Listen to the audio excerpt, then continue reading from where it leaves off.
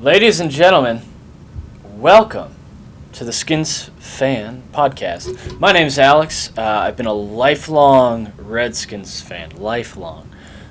So I've decided to make a fan podcast about the Redskins, mostly based on my own stupidity, some drunkenness. Can't really promise much else. I'll be totally honest with you. So let's establish a baseline. I can only promise three things with this show. First is that these shows are going to be recorded on Sunday, promptly after the games. Currently watching the Cowboys eviscerate the other team. I say the other team because I don't even know who the fuck they're playing anymore. Oh, wait. They're playing the Bears. That's right. The Bears suck cock. Interesting. Anyway, I promise these three things. The show, the podcast, is going to be a collection of thoughts after Sunday night's games, with the exception of when the Redskins play on Monday, in which case I will defer till Mondays. They're going to be biased. I'm a lifelong Redskins fan. I'll get into that in a second. So obviously, I'm not going to have very sound opinions on any of the other teams, especially the Giants, Eagles, and Cowboys. And third, given that it's Sunday and there's football being played, I'll be pretty intoxicated through the duration of these episodes. So something to look forward to on your Monday, maybe Tuesday commute. Anyway, little bit about myself, I guess, to start out, just because it's the inaugural episode, right? Wouldn't want to have anything else. Maybe a little discussion about me, because I'm self-centered. Anyway, so my history as a Redskins fan. I grew up a Skins fan because my dad was a Redskins fan. Grew up in New Jersey, though. So I have had to withstand the worst of the Eagles and Giants, and there's always Cowboys fans everywhere for some reason. So really, I was like the Will Smith from iRobot, where you're all alone and thinking that these people are crazy, and then they finally realize they're crazy, and you're like, I fucking told you, and they're like, no, still doesn't matter, robots are attacking. Anyway, so I grew up a Skins fan because Dad had season tickets. My dad did for most of my childhood. I think all of it, really. They're supposedly, my parents tell this story, they met the Hogettes when my mother was pregnant with me, and they tried to take a picture, and only after they had taken the picture had they realized that they'd run out of film. So just to give you an idea, like, my human body was physically present at RFK, and I had not been born yet. So that's how much of a Redskins fan I am. And now it's 23 years later, still very much a Redskins fan. So Father had season tickets throughout my whole life, really. So we'd go from New Jersey to D.C. To watch the games 8 times a year. It was fantastic. He grew up a Skins fan because while he was born in New York,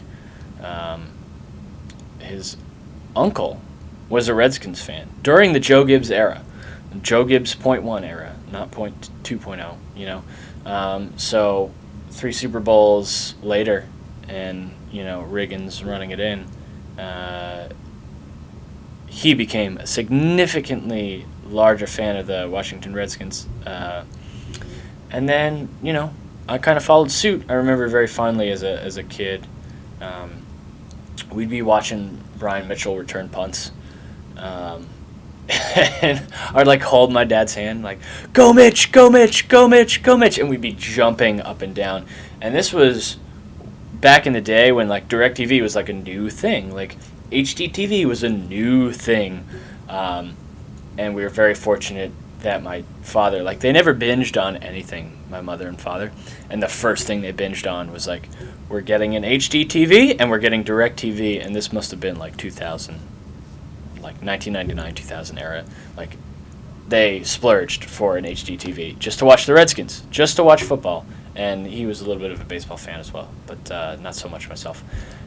So, history of myself, and we'll pause for me to take a drink. IPA is delicious. So I've grown up a lifelong Redskins fan, and I figured why not spread my happiness to the airwaves, right? Am I right, folks? I'm right. So, this is the inaugural episode, like I said, and it's week 3. I did not have the opportunity to do this podcast from the beginning of the season like I would have liked to. Work got in the way. I am sorry. But here we are. We were starting week 3. And the past 2 weeks, let's be honest, have been fucking terrible. They have been awful. The Redskins did not start out in any means as they should have. And totally honest, like full disclosure, I expected a 2-0 start from the Washington Redskins. I expected them to beat the Steelers, and I certainly expected them to beat the Cowboys, who were without a starting quarterback that had played any seasons. And yet Dak Prescott made the Washington Redskins look like a fucking bunch of high schoolers in that fourth quarter. It was terrible. And the performance from the Washington Redskins in the first 2 weeks of this season, this 2016-2017 season, was absolutely terrible. I mean, watching that Steelers game post-second quarter was humiliating. We got manhandled. The zone coverage that the Steelers brought made our offense look like a high school team going out against a professional team. It was embarrassing. And the fact that we couldn't get the run game going just meant that the Redskins were stuck in this passing underneath shit that gave me flashbacks to like the 2007s. And it was just terrible. It really was. And the loss to the Cowboys hurt maybe even more because, you know, you see a bad pass from Cousins, and it's not something you want to see, especially in scoring position like they were, where they were about to drive in. Really, the final blow would have been the final blow of that game. And instead, the fucking Cowboys drive, I believe it was 80 yards down the field to score and upset. Let's be honest, upset the Washington Redskins at home, which stung even more. So, you know, we exit week 2, and we're seeing a lot of blame for Cousins. Some credible, some not. And I think that nature is to blame the quarterback. And, you know, there's rumors like the team is falling apart, they're getting mad at Cousins, and of course this just brings fucking flashbacks to the RG3 era of blame and pointing fingers, and you'd hope that Gruden came in and changed things. And from what I gathered, it was actually D'Angelo Hall that kind of stepped up as one of those team captains, a real leader on this team, I think, especially since moving into that safety position. And he calls a team meeting, he gets the team together, everybody kind of airs out their grievances from what we've been told. And certainly the blame is not on Cousins, but I'm guessing some blame went to Cousins, rightfully so. But, you know, you look at that defense, the rest of the offense, everybody has a part in that blame. Even the coaching staff, really. I mean, let's be honest. So all of the first 2 weeks culminating in awful, awful, awful, awful plays, and just not something you want to see from these Redskins. And then we come into week 3, and we're 0-2. And let's be honest, the Giants versus the Redskins week 3 was a must-win game. the Redskins dropping to 0-3, and the Giants increasing their lead to 3-0, and then possibly, which we'll get to later, the Eagles bumping up to 3-0 as well, is just, it would have been a uphill battle from week 3, which is not what you want to see. So let's delve into it. Redskins Giants at MetLife Stadium. This fine 25th of September. First thoughts. We'll do kind of like a good, bad, and ugly in reverse order. I'll start off with first thoughts. So, first thoughts. Joe Buck here with Troy Aikman. Fuck me. We're going to have to listen to these guys. All right, that's fine. It's not how I wanted to start the evening. Just kidding. It was the morning. I live in Hawaii.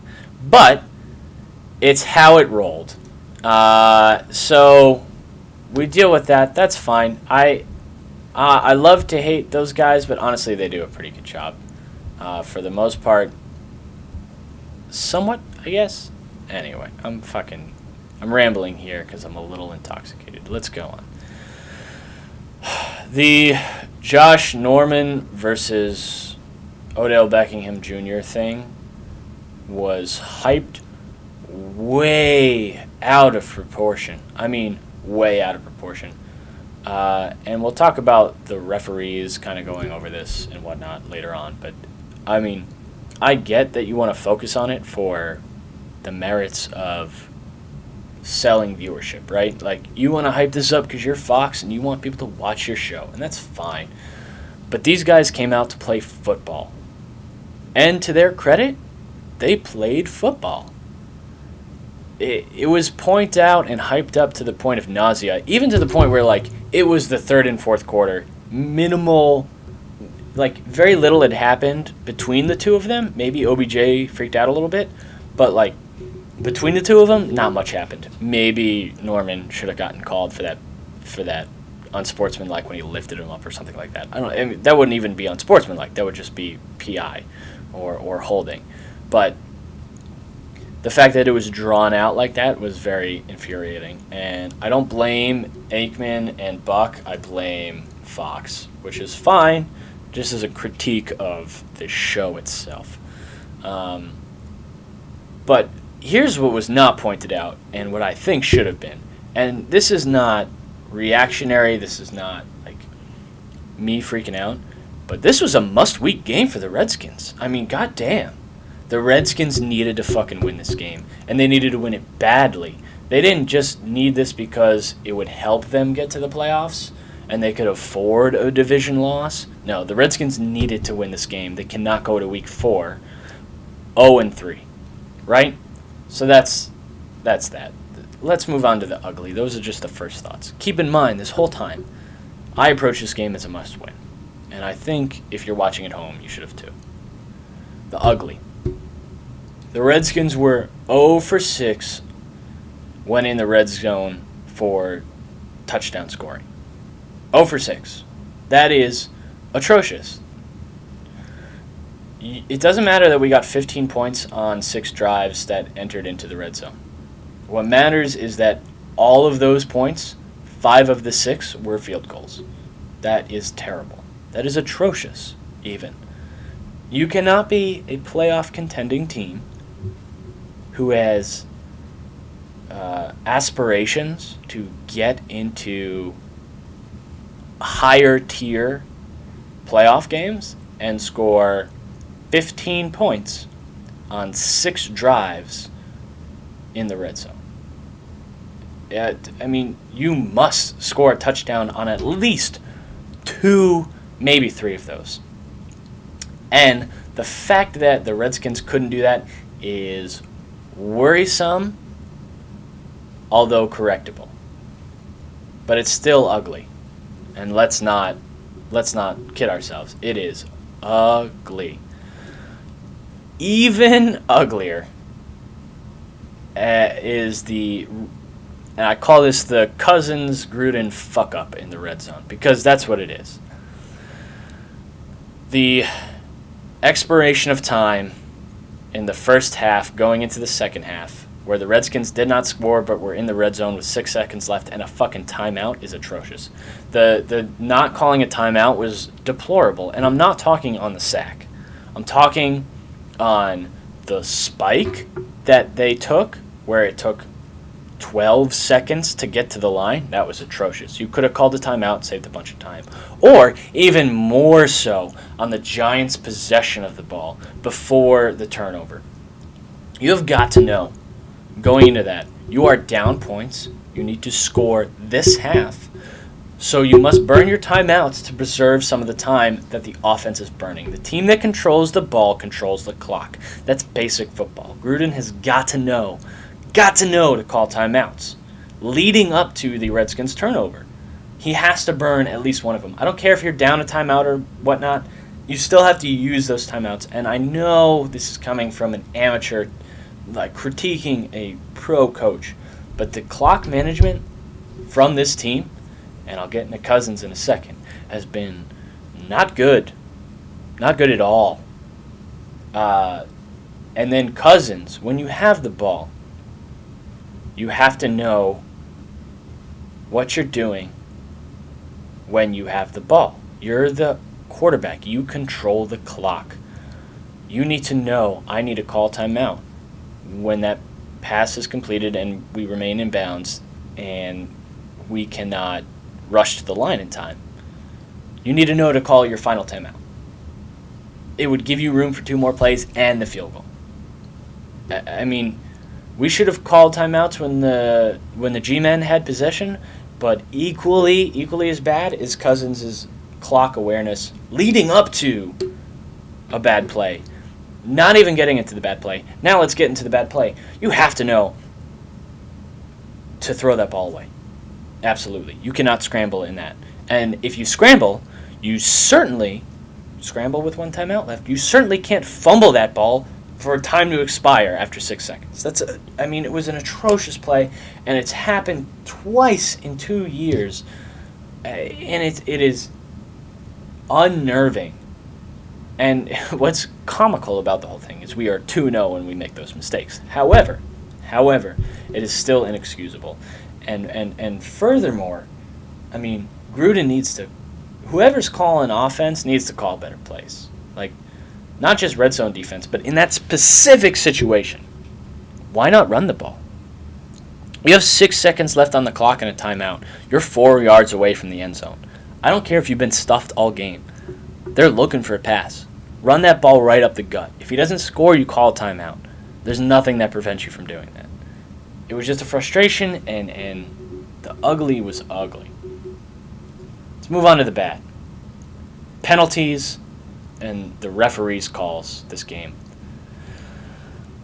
I would argue one of the only good calls in this fucking game was Norman and Odell Beckingham meeting with the referees in the beginning of the game. I mean, really, think about that while I take a drink.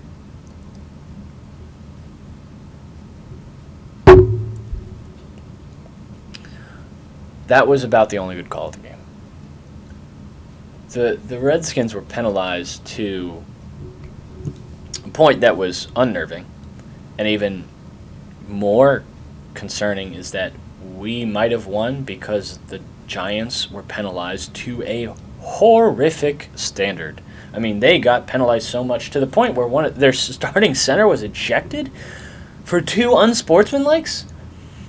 I mean, they played sloppy, and we cannot anticipate that in the coming months. Like, it was the upper limit of what you can expect from a team, and the Giants are not that bad. They played poorly today because of those penalties, but we should not expect that, and we need to improve. The Redskins got a horrific call thrown against them in the fucking end zone, and you all know what I'm talking about. I'm talking about the incomplete pass call that was clearly an interception, even after reviewed. When Troy Aikman, Joe Buck, and Joy Pereira agree that the call should be overturned, and it's still not overturned after the challenge, I mean, you've got to be kidding me. You've got to be kidding me. The referees must have to go back home and think about their life decisions, because that was an atrocious call. And the fact that there was a roughing the passer call early on Eli, that looked like bullshit. It was a low hit, but I don't know if it was. It was very soon after the play, after he had released the ball, and it was concerning. And the fact that the no call on the spear/tackle to Jones happened, and then almost immediately after, there was that call on Norman. It looks like there was a bit of a double standard. It was not good. Furthermore, on the bad side, injuries. D'Angelo Hall has a reported torn ACL. Not looking good. And frankly, D'Angelo Hall is nearing the end of his career. If he tore his ACL, we might not see him in a Redskins jersey ever again on that field. And that is unnerving because he is a good leader. People criticize because of his performance, and I don't think that's fair. I think he was a good cornerback. I think he is a very good safety. Lichtensteiger hurt. I'm not going to be facetious. I think there is a notable difference in how the offense performed on the running game between when he was in and when he was out, but I don't think that's necessarily indicative of him. I trust the coaching staff to have a hold on how the players are and who should start, and I think Lichtensteiger's injury hurts us. Neutral. So we did the ugly, the bad. We'll move on to the neutral. Special teams. Horrific punt return after a 3-and-out in the beginning of the game. Whether or not you want to argue it was touched, it was pushed, that's a bad play. You call whatever code word you want to use for getting the fuck out of there, and you should not touch that ball. And then the punt block. Are you fucking kidding me? A punt block? The fact that it was overturned was so lucky. Which is the only reason my special teams column is neutral for this week. And that's because the good was that goddamn Crowder had a don't touch me moment. And he made that Giants special teams look like ass on that one play, on that one return. He really did. And I think that helped the Redskins light a fire under their ass and really helped them score. So hence my reluctance to charge that to the game and list that as neutral. The good, the outside the red zone offense. The Skins had 2 very long touchdown plays, one at Crowder for 55 yards, one at Deshaun Jackson for 44. And Cousins looked comfortable as ever in the pocket. Then he ends the rest of the year when he wasn't in the red zone. When he was in the red zone, I think it fucks with his head. Like, oh, I'm about to score, I should do something different. And it's not the case. But, he looks very comfortable as compared to other games outside of the pocket, outside of the red zone. Or in the pocket, outside of the red zone, rather. The running game improved significantly, especially in the fourth quarter. Matt Jones looked like an actual running back in that final drive. We went 10 plays with 8 on the ground, and it lasted more than 6 minutes and ended with us in the lead before we gave that ball back to the Giants before they threw that interception at the end of the game. We looked like the Joe Gibbs running ground game where we would tear up the clock and not let them come back and score. Moving on to the great. And I don't think this is talked about very often in football. But goddamn, Dustin Hopkins. 5 for 5 on field goals, 2 extra points, along of 49. And a lot of those 5 for 5 on field goals were close to the 49. That man misses 1 field goal and we lose the game. And he didn't. He didn't miss 1. He has a perfect season so far. He's at 100% on field goals. And it's impressive, and I don't think anyone is going to recognize it as much as they should. So shout out Dustin Hopkins. You're part 1 of 2 of great on my week, on Alex's week of great for week 3 of the Redskins. Other part of the great, was the second half defense. I don't know what changed between the first and second half of the defense, but goddamn, we looked good. Something like 6 points allowed. Sue Craven's interception at the end of the game to seal the deal. I mean, you talk about the Giants. You talk about Eli Manning. I mean, I'm not trying to toot their horn, but I think about a fourth quarter down by a score team that comes back within 2 minutes and seals the deal. I mean, that is their mantra. That's how they won 2 Super Bowls. Think about that. That's how they won 2 Super Bowls, both against the New England Patriots. That's how Eli Manning does it. That's how Tom Coughlin did it. I guess McAdoo was trying to repeat, because I was certainly somewhat worried that the Giants had a minute and something with 2 timeouts or 3 timeouts left, and they were driving down the field. And Sue Cravens comes in and ends the game right there. And let's not forget the Dunbar interception to stop the score. Stop the touchdown. Let's be honest. That was going to be a touchdown. That would have put the Redskins significantly behind that game. Dunbar comes in, makes a great interception. Defense stepped up. They say defense wins championships, and we saw it in the second half. The first half, defense got fucking railed. They ran train on our first half defense. Our second half defense killed it. Won us that game. And that's not even considering the multiple forced fumbles throughout the game. You know, the Redskins looked like a championship defense in the second half. And unfortunately, they looked like a team of toddlers in the first half. But if you can copy that second half defense, you stopped the run game. You significantly decreased the ability to pass. You caused turnovers. You prevented touchdowns. I mean, that is what you're looking for in a defense, especially with a good passing game offense. And the Redskins can fucking do that. Going into the next few weeks, here's some concerns I have. Really, the one and only. Is we barely beat a division rival, and I'll be honest, we got a little lucky this week. We got lucky.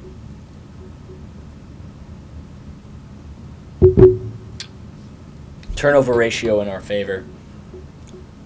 Ability for defense to adapt and overcome, which is great, but it was concerning because we might not get that lucky again. The flip side of that is it's the NFC East. This game is like every other division rivalry game I've ever witnessed, ever.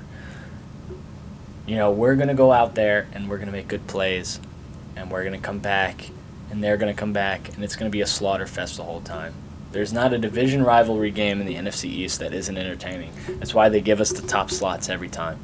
That's why they give us Joe Buck and Troy Aikman, the leaders of the Fox Broadcasting Company, because those games are interesting. And this slugfest, this shootout this week, showed it.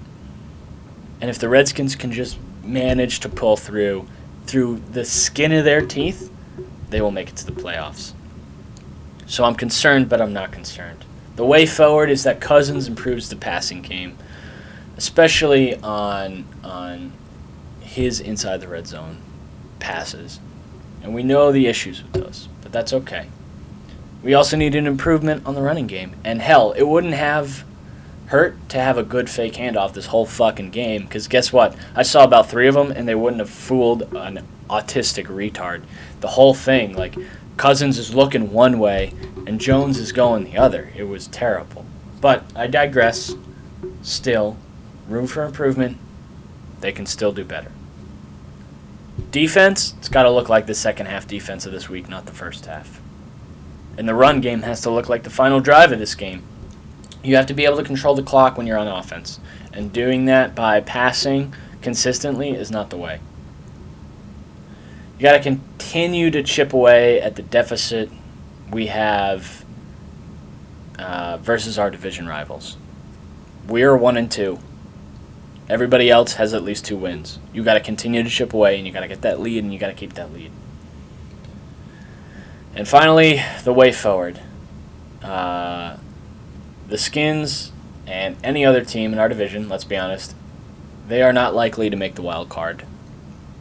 To win and get in the playoffs, you must win the division.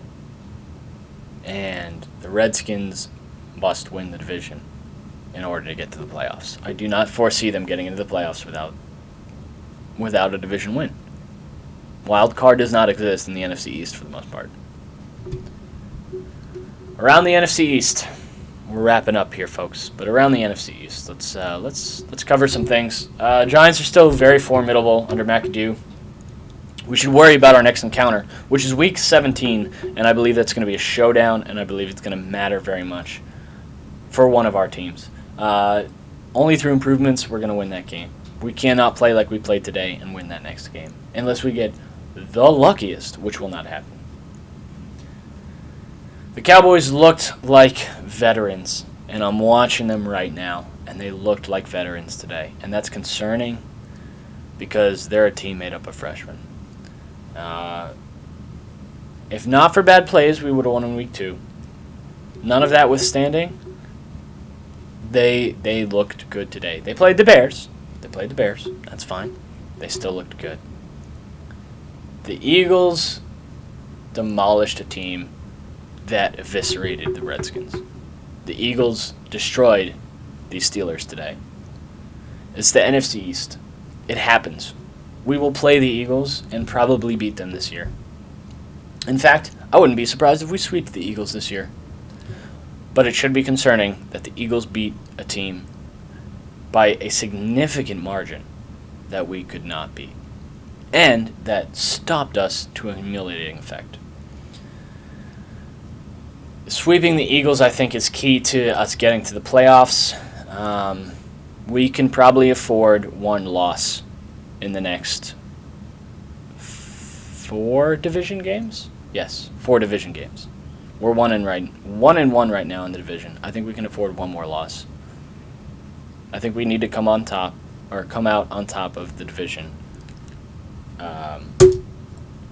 at least with a winning record, if not 4-2. And I sincerely believe that.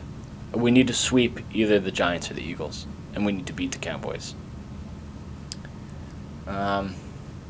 My final truth. What I just said. The Skins are going to have to win against the division rivals. I mean, if I were a betting man, Week 17 versus the Giants at home, guess what? That comes down to a motherfucking showdown. It comes down to a showdown. Let's go around the league real quick. New England crushed Houston on Thursday night. Buffalo crushed Arizona, although in an upset. Minnesota, another upset over Carolina, interestingly enough. Denver beat Cincinnati. Green Bay holds on versus the Lions. Baltimore sneaks by Jacksonville. Miami went OT to beat Cleveland after a botched field goal. Got very lucky, but a good game to watch. Oakland took Tennessee. Seahawks over San Fran, but Russell Wilson got banged up pretty bad, actually. He has a left knee injury. We'll see how that pans out. Rams over Tampa. Indy over San Diego. The New York Jets looked like hot fucking garbage versus Kansas City and got destroyed. I think Fitzpatrick threw 6 interceptions. What a nice little record to hold. Philly, like we discussed, destroyed Pittsburgh, and really what should be concerning for the Skins. Dallas, the same to Chi-Town. I mean, I'm watching right now. It's not looking pretty. Atlanta takes on New Orleans tomorrow. Rolling into predictions for the NFC East next week. The Redskins have the Browns at home. I think we're going to crush them out of necessity. I know that sounds pretentious, but the Redskins will crush the Browns at home. I think there's going to be this fake RG3 narrative rivalry that gets spun up, and I don't think anyone's going to buy it.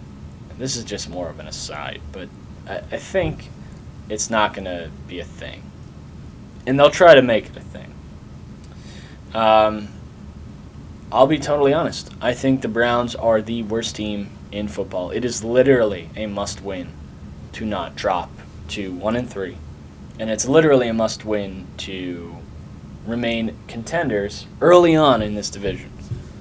The Redskins could do another 8-win streak, but it's not likely. And you need to consider that we need early wins and not late season Redskins, to win these games in this division. And frankly, it's a good chance for the Skins to show what they can do. Show the NFL how much they can pummel a weak team. Show what good preparation can do. Show what they can use it as time to practice for Cousins to get comfortable in the pocket for the weeks ahead. A lukewarm offense can come off of a tear against the Browns and really cruise into the next week. And I think that's crucial. And here's why it's also crucial.